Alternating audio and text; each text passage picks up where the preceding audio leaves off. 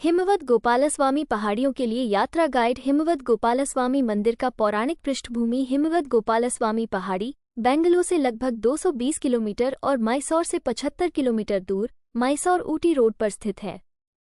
चूंकि यह पहाड़ी स्टेशन गुंडलुपेट से 16 किलोमीटर दक्षिण पश्चिम में स्थित है, जो यात्री मैसूर से निजी वाहन द्वारा ऊटी की यात्रा की योजना बना रहे हैं, वे इस सुंदर स्थान को अपनी यात्रा सूची में शामिल कर सकते हैं। यदि आप सुबह सुबह मैसूर से निकलते हैं तो इस स्थान को देखने के बाद ऊटी की ओर बढ़ सकते हैं। मैसूर, चामराजनगर, बेंगलुरु, तमिलनाडु और केरल के भक्त नियमित रूप से इस मंदिर के दर्शन करते हैं। मैसूर से गुंडलुपेट तक बहुत ही नियमित बसें उपलब्ध हैं। गुंडलुपेट से कर्नाटक राज्य सरकार की मिनी ग्रीन बसें मंदिर के शीर्ष तक उपलब्ध हैं। निजी किराए की टैक्सियां भी गुंडलुपेट से हिमवत गोपालस्वामी पहाड़ी वन चेक पोस्ट तक उपलब्ध हैं। हर साल हिमवत गोपालस्वामी बेट्टा की यात्रा करने वाले भक्तों की संख्या में वृद्धि के साथ, विशेष रूप से छुट्टियों और मेलों के दौरान, कर्नाटक राज्य सड़क परिवहन निगम (KSRTC) नियमित बसों के साथ साथ मिनी बसों का संचालन कर रहा है ताकि भक्तों को मंदिर तक पहुंचाया जा सके। कर्नाटक, केरल, तमिलनाडु राज्य सरकार की बसें बेंगलुरु, मैसूर, गुंडलुपेट से ऊटी, गुडलूर की ओर चलती हैं और हंगल गांव पर अनुरोध पर रुकती हैं। गुंडलुपेट से शुरू करके बस ऊटी मैसूर रोड पर बांदीपुर की ओर बढ़ें। गुंडलुपेट के बाद लगभग 8 किलोमीटर दूर आपको हंगल नामक स्थान मिलेगा। यहाँ आपको मुख्य सड़क के दाहिनी ओर एक स्वागत द्वार दिखाई देगा जिसमें लिखा होगा गोपालस्वामी पहाड़ियों का रास्ता। बस आपको इस स्थान पर दाहिनी ओर मुड़कर गोपालस्वामी बेट्टा की ओर बढ़ना है। यह एक मोटर योग्य सिंगल रोड है जो सीधे पहाड़ी के शीर्ष तक जाता है। कुछ साल पहले वन विभाग ने पहाड़ी के शीर्ष तक निजी वाहनों के संचालन पर प्रतिबंध लगा दिया था क्योंकि यह एक संवेदनशील वन क्षेत्र है। पहाड़ी की घाट सेक्शन की शुरुआत से ठीक पहले एक वन चेक पोस्ट है। सभी आगंतुकों को अपने निजी या पर्यटक वाहनों को इस चेक पोस्ट के सामने पार्किंग क्षेत्र में पार्क करना होता है और केवल KSRTC बसों द्वारा पहाड़ी के शीर्ष तक पहुंचना होता है। गोवर्धनगिरी को कामलाचला के नाम से भी जाना जाता है, जिसे अब दक्षिण भारत के कर्नाटक राज्य के चामराजनगर जिले के गुंडलुपेट तालुक में हिमवत गोपालस्वामी बेट्टा के नाम से जाना जाता है। द्वापर युग में हिमवंत बर्फ से ढके पर्वतों के राजा की पुत्री गिरिजा की शादी का समारोह भव्य तरीके से आयोजित किया जाना था। ब्रह्मा, रुद्र, व्यास और पराशर सहित सभी महान ऋषियों और 33 करोड़ देवताओं को इस शादी में शामिल होना था, जो उत्तर भारत के काशी में होने वाली थी।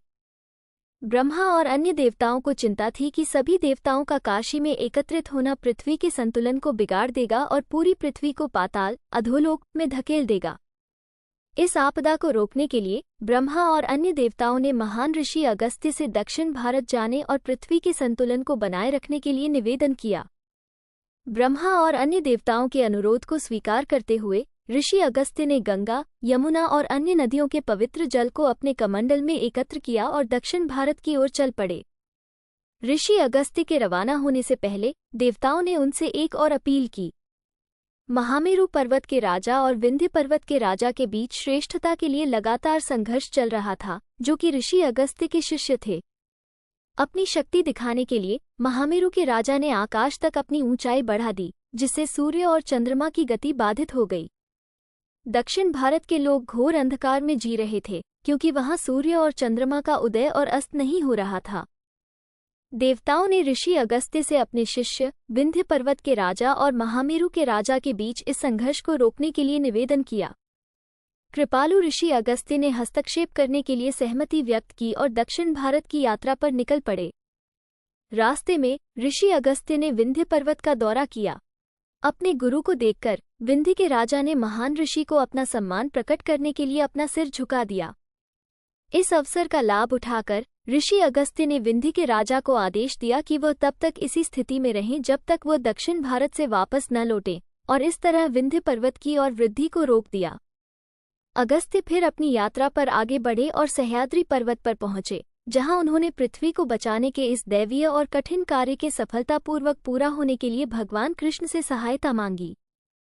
ऋषि अगस्त्य द्वारा की गई तपस्या से प्रसन्न होकर भगवान कृष्ण ऋषि के सामने प्रकट हुए और उन्हें वरदान दिया। ऋषि अगस्त्य ने भगवान कृष्ण से अनुरोध किया कि वे सह्याद्री श्रृंखला के कंकाचल पर्वत पर अपनी पत्नियों रुक्मिणी और सत्यभामा के साथ बस जाएं। भगवान कृष्ण ने इस शर्त पर इस इच्छा को स्वीकार किया कि उन्हें देखने के लिए आने वाले भक्तों के पास रहने के लिए उचित आश्रय होना चाहिए और सभी 7 ऋषियों को वर्ष भर उस स्थान पर पूजा अर्पित करनी चाहिए। ऋषि अगस्त्य ने भगवान कृष्ण की शर्तों को स्वीकार किया और भगवान कृष्ण की काले पत्थर की मूर्ति, उनके 2 पत्नियों रुक्मिणी और सत्यभामा, गायों, गोपियों और उनके मित्र मकरंद के साथ स्थापित करके पूजा स्थल को प्रतिष्ठित किया। भगवान कृष्ण को मंदारा, जिसे सुरवर्ण के नाम से भी जाना जाता है, पेड़ के नीचे 3 अलग अलग मुद्राओं में आराम करते हुए देखा जाता है। ऐसा माना जाता है कि आज भी सप्तऋषि 7 ऋषि श्री हिमवद गोपालस्वामी मंदिर में दक्षिणी गोवर्धनगिरी के इस हिमाच्छादित पर्वत पर भगवान कृष्ण की दैनिक पूजा करते हैं।